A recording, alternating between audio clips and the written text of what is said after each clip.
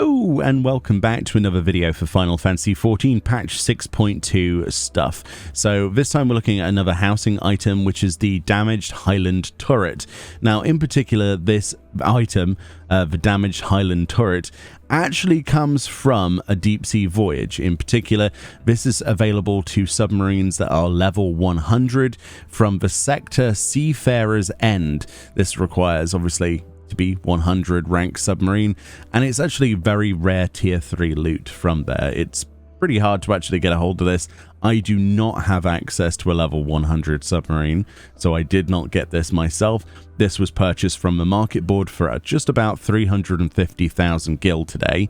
Prices have come down significantly. They used to be well over 1 million, which is why we waited to do this video. And it is an entire turret. It is a damaged Highland turret. It says, the ruined shell of a watchtower transported stone by stone from the wilds of Kurthus.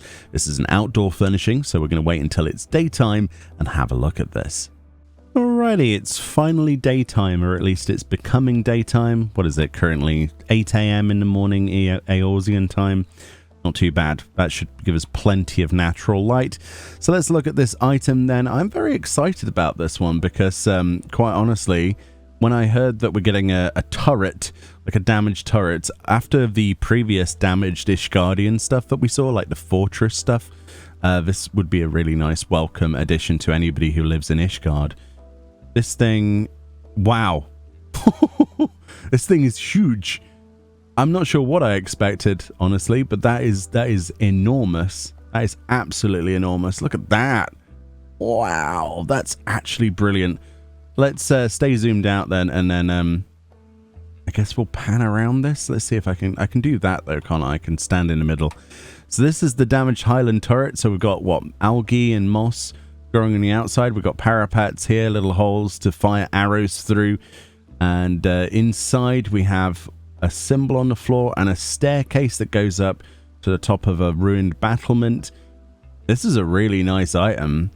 The stairs only go up to the first level. It seems that the top level doesn't seem to be accessible by stairs. We might be able to jump up on that. We'll have a look at that in just a second. But yeah, this is a really, really nice item. This is unfortunately undyeable, so you can't change the color of this particular turret. But of course, you know, when has that ever been a problem anyway? Let's not be stuck in the ground. There we go. And let's have a look at this. So up close and personal, the symbol that's on the floor then is like a rune of some description or something, like a metal plate. Very interesting. It reminds me of the ones we saw in Lakeland, actually, like those sorts of turret areas. My feet are actually clipping through this. Let me fix my character. Because I've walked through a piece of terrain, it's going to not give me proper collision detection until I fix that. Okay. Yeah, if you ever get like the ability to walk through things and then nothing solid again, just go inside your estate and back out again. That's a top tip for you if you didn't know that. So this is what it looks like. So there is nice collision detection on this. Let's go into walk mode. So the stairs are nice. They're not like clipped horribly. It's nice and slow ascent, not all jaggedy like some of the older items. That thirst area, this is all walkable on. That's nice to see. And can we jump up here? I think we should be able to. Yeah, easily. So you can get to the top as well, and that's all collision detection detected as well. That's really nice. This also acts as a really good stairway. For example, if you wanted something that looked natural, but you wanted to get access to like your, you know, the front of your estate's balcony, because the door doesn't necessarily work on your balcony that you've gone for. This would look more realistic in the corner, wouldn't it, than just having, you know, something deliberately there. Yeah, this looks really cool. I do like this. Of course, you can see through the windows. Yeah, what's not to love about this, quite honestly? It is big as well, and that's one of the things I always say about housing items. If you're going to have such a limited slot, like for example on a large house we have 40 slots on the outside, that probably seems like a lot, but it really isn't in the grand scheme of things, because once you start putting things down, you start to run out of space. And a lot of items in the earlier game, at least, housing items, you wouldn't be able to make the front of a house look anywhere near as cluttered as it is currently. So the bigger the item, the more slots, the less slots you fill, the bigger the item, the more space that you can take up. And I think that's going to look really nice. You could add some like trees around this to make it look even more overgrown, maybe some bushes and things like that. It's a really nice item, and I fell for it because I was in that particular mode. And now we've broken our collision detection again. Let's see if I can fix that. There we go. You can also fix it by walking into things. These little pillars, do they have collision detection? Yes, they do. So they've done a good job here, honestly. It could be a lot worse.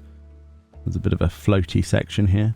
But yeah, considering how hard this item is to get from obviously a deep sea voyagers, I think it is well worth the cost to purchase this. And if you do live in Ishgard, this is going to look fantastic, but it doesn't necessarily mean that you have to. Yeah, more stuff like this, honestly. I'd love to see little encapsulated rooms like this as housing items, even with like tables and chairs and things, or, you know, maybe combine a cannon with this sort of setup as well, you know. That would be lovely. Anyway, let me know if you've got this one yet, if you plan to get this one, and I'll see you all in the next video. Much love, enjoy the rest of your day, and I'll see you all next time. Bye-bye.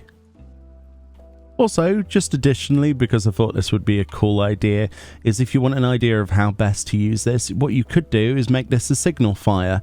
So like out of Lord of the Rings, where they lit those signal fires, you can kind of put those fires that we got from the summer event recently in the middle of it, and it looks really good in the middle of that metal plate there. And it also illuminates the thing. It looks so much nicer at night than just being unlit.